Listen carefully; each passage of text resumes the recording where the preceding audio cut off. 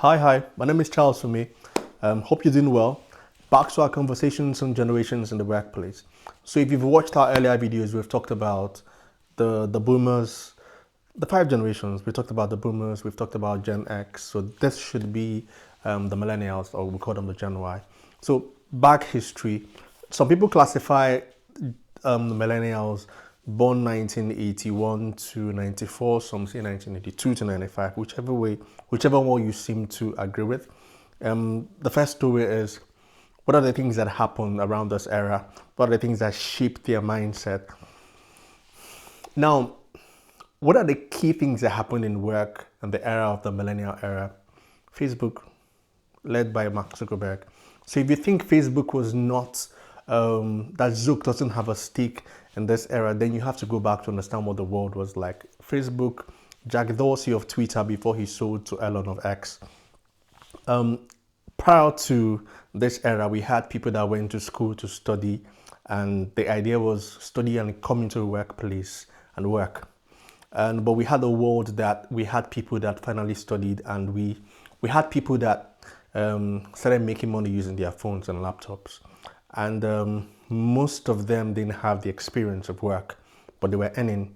I remember that the idea, if you listen to the past conversations, we had an era, we had the boomers, we had the Generation X. Now we had a millennial generation that were also looking at their parents. And each generation had a challenge. So the millennials, they were looking at, we can earn money, right? We can be faster and do the things that is taking you 10 years. We don't need to work 20 years to earn a living. They saw Zucks, who in quotes is the millennial president. I keep saying he's the president of the era, being able to use his own ideas to change the world. And it became clearer that every one of them had to either be a version of Zucks in their workplace or create something. So it was a tech boom era where everybody wanted to have their own social enterprise, tech company. And the good thing was that for those that were not entrepreneurs, that were in the workplace, the good way to get a millennial in the workplace for them to work with you doing recruitment was, I can remember conversations like, find out what their course is and figure out how their course could help your organizations. They want to be part of something. They are the generation that they needed more of, they needed conversations, they needed feedback. They thrive more with mentorship, even though most of them are now aware of it. But something happened to the millennial generation that is quite interesting. Most of them assumed leadership. When you assume leadership, the consequences of it is that everyone assumes you know what to do.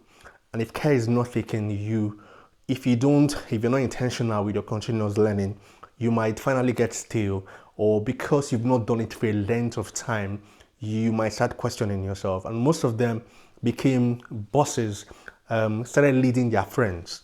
Some of them started leading people that they went to the same school with. They became their boss. And most of them could not handle what it feels like managing people. There were several bumps on the road for this generation in the workplace. But the good thing is that there were social, okay, someone said arts and culture.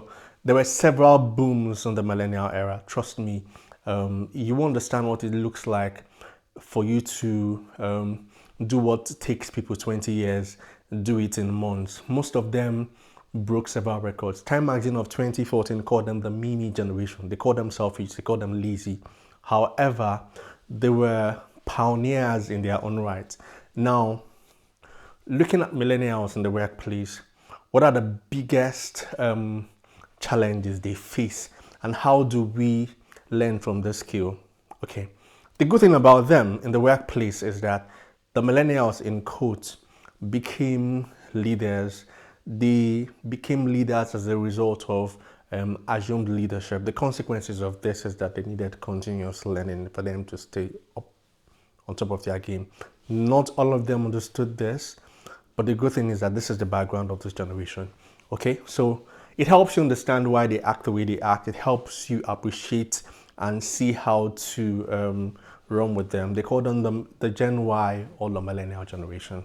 Okay, so we'll come back to discuss some of the things. So this is millennial. We've done millennial. We've done X, we've done Boomer. We'll come back to the most interesting generation, the Z and the centenarians. Yeah, they call them.